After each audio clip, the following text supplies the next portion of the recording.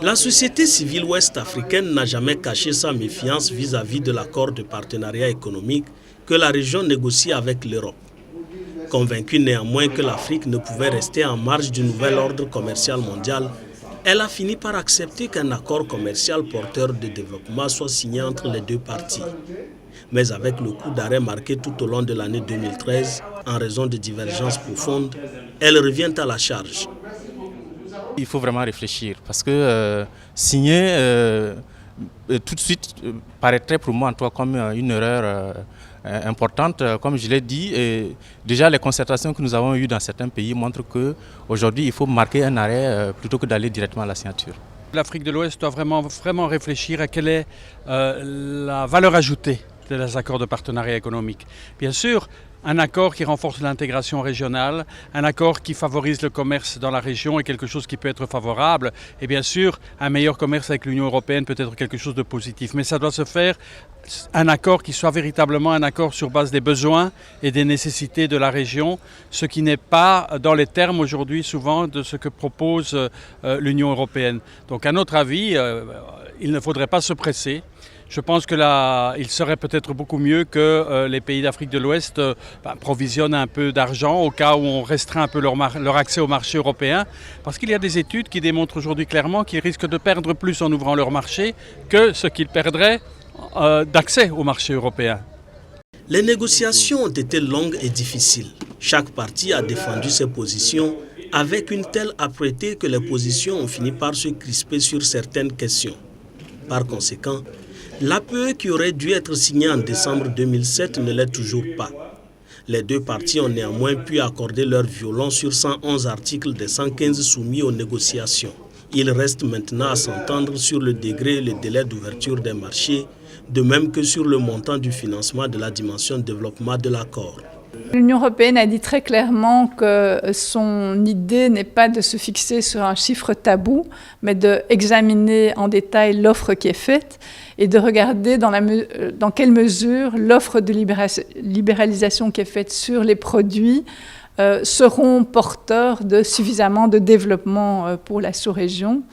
Encore une fois, l'hypothèse de base, c'est que la croissance économique se base sur le développement du commerce. On ne voit plus aujourd'hui un pays se développer avec des frontières hermétiques. Tous les pays qui ont eu une croissance assez exponentielle au cours des dernières décennies, se sont ouverts aux échanges, ont ouvert aussi leurs portes aux investissements étrangers. Et donc, pour nous, l'APE, c'est vraiment un outil pour la facilitation des échanges, la facilitation du commerce. Et l'Union européenne aussi considère important et comprend très bien qu'il y a certains secteurs de l'économie qui sont des secteurs sensibles et qui doivent être protégés. C'est pour ça qu'il y a cette libéralisation n'est pas à 100%, elle est à un certain pourcentage pour lequel l'offre a été faite et qui sera examinée, mais qui permettra par exemple à l'Afrique de l'Ouest de protéger son secteur agricole, très important pour la sécurité alimentaire, et d'éviter des concurrences dans ce secteur. Le dernier sommet des chefs d'État et de gouvernement de la CEDEAO qui s'est tenu le 25 octobre dernier à Dakar au Sénégal a formulé de nouvelles propositions. Après avoir adopté un tarif extérieur commun pour les 15 pays ouest-africains, le sommet a décidé de porter l'offre d'accès au marché régional de 70% à 75% sur 25 ans, contre une proposition de 80% sur une période de 15 ans formulée par la partie européenne. Avec cette nouvelle proposition, l'Afrique de l'Ouest appelle désormais à plus de flexibilité dans la recherche des compromis sur l'ensemble des questions pendantes. Le président Macky Sall du Sénégal, qui a été désigné par ses pairs pour superviser les négociations, vient de donner de nouvelles instructions aux négociateurs en chef de l'Afrique de l'Ouest. Nous avons travaillé sur le dossier, le président de la CEDEAO et moi-même, pour faire l'état des lieux de nos négociations depuis nos dernières entrevues avec l'Union européenne, mais également faire des propositions que nous avons soumises à la sanction du chef de l'État, le président Macky Sall, qui a accepté les propositions que nous avions faites, mais également qui a ajouté un point important qui est constitué par le fait que La clause de non-exécution, nous devrions veiller à ce qu'elle ne soit pas, qu'elle ne figure pas dans l'accord. Mais également, il y a une autre clause de la nation la plus favorisée également. Donc ces deux clauses, il a demandé à ce que nous soyons très regardants, surtout en ce qui concerne la clause de non-exécution, qu'il considère comme une clause d'ordre politique qui ne doit pas figurer donc dans un accord commercial. Les positions pourraient également évoluer sur la question du financement du PAPED, le programme APE pour le développement. Les pays d'Afrique de l'Ouest ont défini ce programme pour assurer le développement et la compétitivité de leur économie. Ce programme est évalué à environ 15 milliards d'euros. Pour sa part, l'Union européenne se dit prête à contribuer au financement de ce programme seulement à hauteur de 6,5 milliards d'euros. Nous avons une population en forte augmentation, un fort taux de chômage généralement dans nos pays.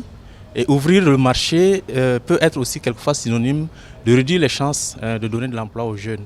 Et nous pensons très sincèrement qu'il faut beaucoup plus réfléchir en interne à des solutions durables que d'ouvrir le marché africain tous azimuts, parce que c'est des questions sur lesquelles nous pensons que nos gouvernements doivent plutôt regarder l'avenir avec beaucoup plus de sérénité et beaucoup plus de choix stratégiques qui permettent vraiment de donner une place importante aux jeunes et aux femmes. C'est important de savoir que lors de la réunion de Bruxelles du mois d'octobre, qui faisait suite en fait au sommet extraordinaire de la CEDEAO, notre commissaire au développement, Andris Piebalgs, a annoncé un doublement de l'enveloppe régionale pour le 11e FED, pour la coopération de l'Union européenne avec l'Afrique de l'Ouest. Et donc le montant est porté à 1,2 milliard d'euros, ce qui est une somme très importante. Sous le FED précédent, on était à 600 millions d'euros. Donc il y a vraiment un effort très grand qui est consacré par l'Union européenne pour essayer de donner un coup d'accélérateur, disons, au processus d'intégration régionale. Par ailleurs, la Côte d'Ivoire et le Ghana, deux pays qui ne bénéficient pas de la clause tout sauf les armes qui permet aux autres pays de la région, même en l'absence d'accord avec l'Union européenne, de pouvoir y faire entrer leurs produits d'exportation, ont déjà paraphé l'accord intérimaire de l'APE en 2008. La Côte d'Ivoire aurait perdu jusqu'à 200 milliards de francs CFA de recettes fiscales si elle n'avait pas signé cet accord d'étape. Au 31 octobre 2014, cet accord d'étape serait considéré comme accord définitif. Il faut maintenant conclure un accord régional le plus rapidement possible. Cela permettra de ne pas entraver le processus d'intégration en Afrique de l'Ouest. Ces deux pays avaient signé un accord intérimaire qui se comprenait bien. Et donc, mais solidairement, ces deux pays également ont tenu à aller avec nous vers la signature d'un accord régional. C'est pourquoi les chefs d'État, tenant compte également de cette volonté des deux pays de ne pas casser l'union qu'il y a entre nos pays et qui ont accepté ces sacrifices de nous accompagner également, de discuter avec nous, nous ont demandé de travailler rapidement à la signature d'un accord. Ces accords intérimaires ont été signés et l'objectif qui a été assigné à ces deux pays également pour ratifier cet accord intérimaire, c'était le 31 octobre 2014. 31 octobre 2014, vous savez bien que c'est pour bientôt. C'est la raison pour laquelle nous pensons qu'avec les nouvelles propositions que nous avons eu à faire déjà à l'Union européenne, le président, le commissaire déjà nous a fixé un rendez-vous vers le mois de février pour commencer les discussions, étant entendu que dans la période intermédiaire, d'ici au mois de février, les techniciens des deux côtés vont discuter de cette nouvelle proposition et pour nous permettre, nous, en tant que négociateurs en chef, de pouvoir discuter et d'arrêter quelque chose. Nous continuons à penser que les pressions des interlocuteurs européens sont parfois beaucoup trop fortes pour aller vers un modèle qui corresponde véritablement à ce que l'Afrique de l'Ouest souhaite. L'Afrique de l'Ouest a fait des propositions constructives et on devrait beaucoup mieux les prendre en compte. À ceci s'ajoute aujourd'hui un grand problème, c'est que les institutions européennes ont décidé de supprimer un accès préférentiel au marché à toute une série de pays ACP qui ne sont pas des pays moins avancés, parmi lesquels la Côte d'Ivoire, qui se trouve donc en Afrique de l'Ouest. Et le fait de devoir Si la Côte d'Ivoire ne ratifie pas son accord de partenariat économique et ne le met pas en œuvre, elle va être sanctionnée. Et si elle le fait, cela va avoir une influence sur toute la négociation régionale. Donc nous sommes fort inquiets de cette nouvelle pression qui est exercée sur l'Afrique de l'Ouest afin qu'elle conclue rapidement un accord de partenariat économique régional, alors qu'il existe encore beaucoup de contentieux qui doivent être résolus. Aujourd'hui, les positions ont évolué et les deux parties sont décidées à conclure un accord le plus rapidement possible. Après une série de rencontres internes à chaque partie, les points de désaccord sont en passe d'être levés.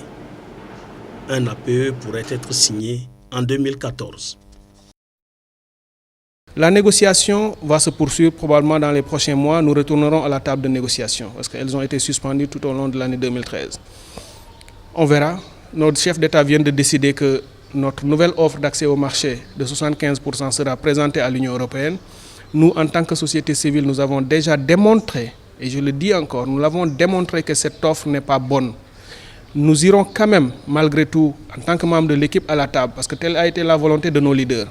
Mais en faisant comprendre très clairement que faire cet effort-là par la région pour aller vers un accord par l'Union européenne, nous n'attendons rien de moins de la part de l'Union européenne qu'elle fasse aussi un effort aussi conséquent, sinon aussi grand. Parce que nous ne pouvons pas passer notre temps à nous rapprocher d'elle alors qu'elle ne bouge pas, elle reste cramponnée à ses certitudes pour dire que 80% de libéralisation ou rien. Si elle reste dans cette posture-là, je crois que nous, en tant que société civile, nous prendrons nos responsabilités parce que nous n'allons pas accepter d'aller à un accord qui, de fait et visiblement, nous conduira à la déstructuration de notre tissu économique. Notre objectif premier aujourd'hui, c'est de reprendre les négociations avec la partie européenne, renouer le contact pour voir dans quelle direction aller. Et si nous renouons le contact, il pourra se faire à deux niveaux. Le premier niveau, c'est la réunion des négociateurs en chef, constitués par les deux présidents des commissions, le président de la commission de l'UEMOA et le président de la commission de la CEDEAO, d'une part, et les commissaires de l'Union européenne, celui chargé du développement et celui chargé du commerce.